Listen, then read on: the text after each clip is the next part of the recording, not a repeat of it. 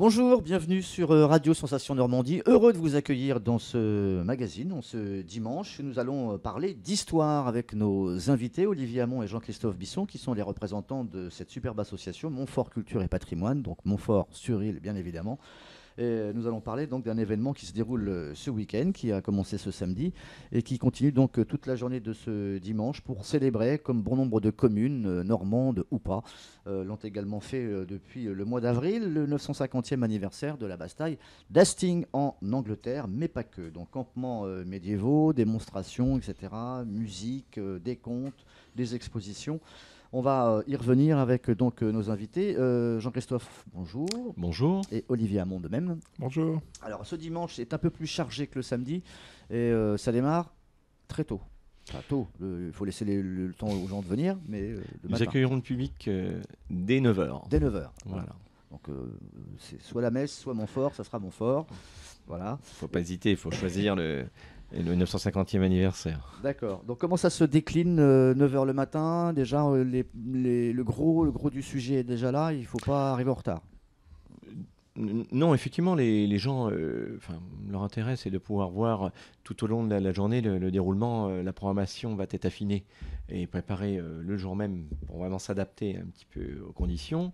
La première heure, un défilé, on va faire une parade de l'ensemble des intervenants, Ouais. donc de toutes les troupes de reconstitution, accompagnés des musiciens, des jongleurs, de tous les autres intervenants qui vont également participer à ce défilé.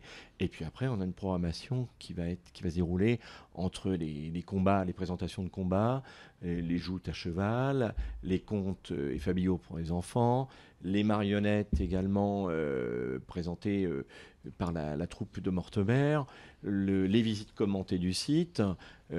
Toutes ces animations ponctuelles vont bien sûr corroborer des animations permanentes que sont le marché artisanal, le camp de reconstitution, les présentations de l'exposition, en tout cas de Serge Mogère sur les toiles d'Hastings. Et la liste n'est pas exhaustive. D'accord, donc de l'artisanat d'art d'époque, démonstration, etc. Du métier également. Voilà. Le campement en lui-même médiéval, Olivier, c'est quelque chose qui est monté par les troupes ou alors il y a du boulot, les bénévoles aussi sont sur le Non. terrain Généralement, ce sont les troupes qui s'occupent eux-mêmes de leur campement. Ils arrivent soit le vendredi soir, soit le samedi matin très D'accord. tôt, pour pouvoir Pour un être événement prêts. comme celui-là, vous êtes obligé en tout cas de rendre le terrain, on va dire, entre guillemets, propre à cet événement-là. Il y a donc un travail de défrichage Il y a- avant. ouais, il y a Des préparatifs des importants. préparatifs, Il y a du boulot, ouais. oui, Ouais. à tout point de vue. point de vue, hein, Ouais. aussi bien administratif.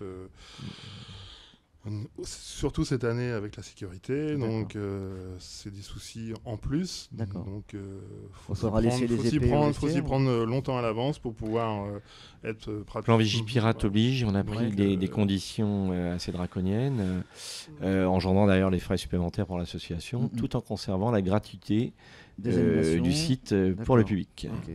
Donc on laisse pas les épées au vestiaire, c'est pas possible, si, mais bon.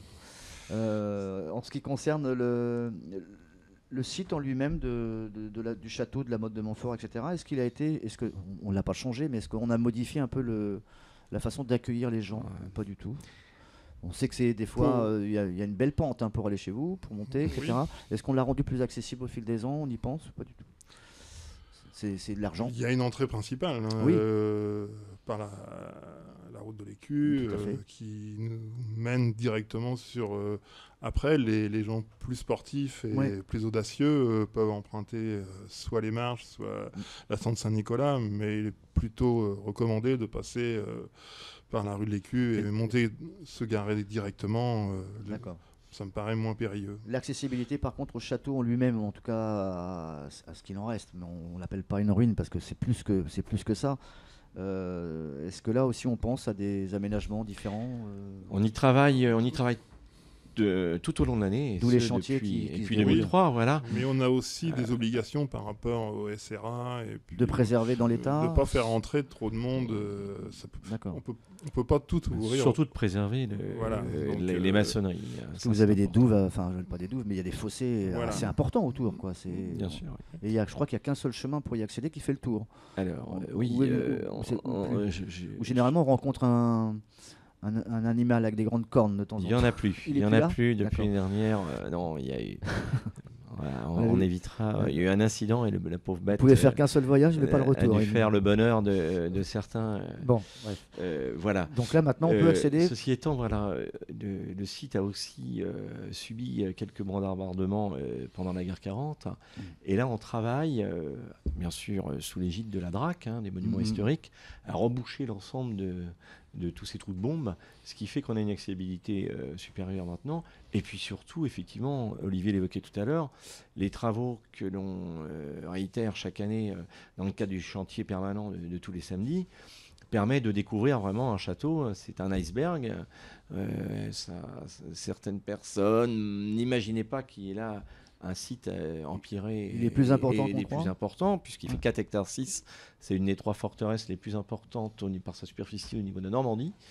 C'est ce qui nous a été précisé d'ailleurs par la DRAC et par notamment Thomas Guérin, qui lui est archéologue et qui travaille sur le site.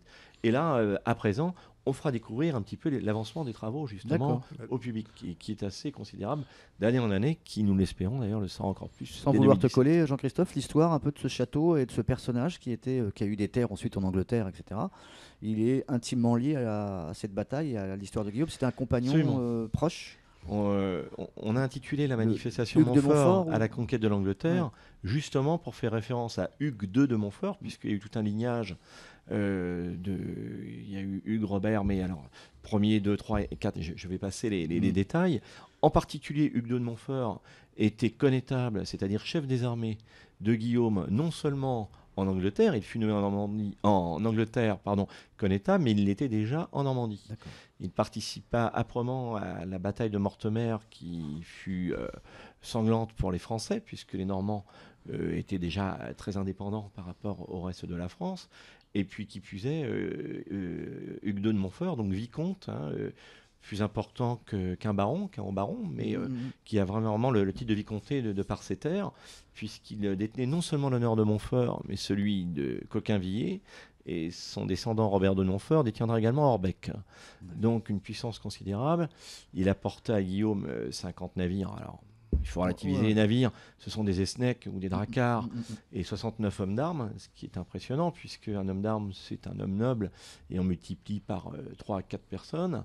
Et il recevra de Guillaume 134 manoirs dans les 4 comtés du Norfolk, Suffolk, Essex et Kent. D'accord. C'est dire l'importance. D'où il y a encore quelques traces en Angleterre de cette présence-là. Oui, alors l'honneur de Hawley, qui est dans le Norfolk, Suffolk, pardon, je suis désolé, fait état, quand on va sur Internet, du premier château construit par Hugues de Montfort, qui sera occupé d'ailleurs par son fils Hugues III de Montfort, mais qui mourra sans descendance mâle, et c'est pourquoi le roi d'Angleterre et duc de Normandie Henri Ier reprendra possession d'une partie de l'honneur. Alors qui s'y colle pour l'association, pour raconter un peu l'histoire, etc., la dynastie? Ce sont Jean-Christophe et Justine, la secrétaire de l'association.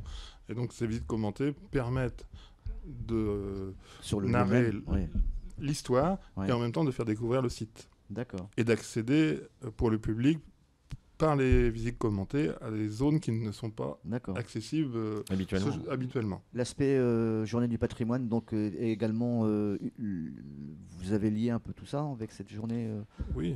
Les visites commentées, c'est le reflet des journées du patrimoine, de l'ouverture exceptionnelle pour certaines parties du site, et puis surtout voilà que les gens, c'est une fête médiévale pour un public familial, on l'a dit, on le redit parce que c'est important, pour que tout un chacun puisse découvrir et passer une journée vraiment des plus agréables et à moindre frais, parce que c'est aussi notre but, mais que par ailleurs l'accent culturel et historique puisse être donné, et là c'est plutôt dans le cadre des journées du patrimoine. On espère que la météo s'y prêtera. En tout cas, il y a possibilité d'avoir un grand dîner en plein air, c'est ça? Le midi, oui, les gens peuvent déjeuner, on va assurer une restauration, on était un petit peu débordé l'année dernière. On pourra accueillir beaucoup de monde autour de... Là on a pris nos dimanche dispositions. Dimanche midi. La restauration est uniquement le dimanche midi.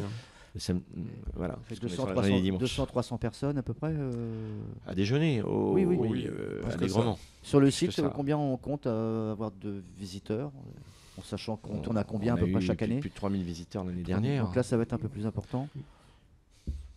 Nous verrons. Oui, on les ne peut pas savoir ça. On ne peut pas savoir. L'année dernière, nous avons été surpris par la fréquentation. Nous sommes arrivés à peu près à 3500 personnes, donc ce qui est énorme.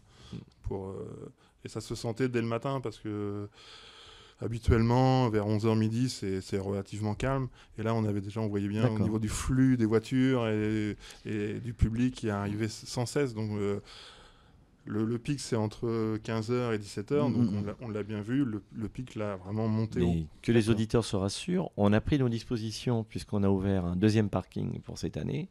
Donc, il n'y aura pas de souci à cet effet. Les parkings sont encadrés par les membres de notre association. Et par ailleurs, s'agissant de la restauration, on a aussi pris les devants pour éviter d'être en rupture comme l'année dernière. Okay. Voilà. C'est ce dimanche, ça se termine à quelle heure? 19h comme le samedi? 19h.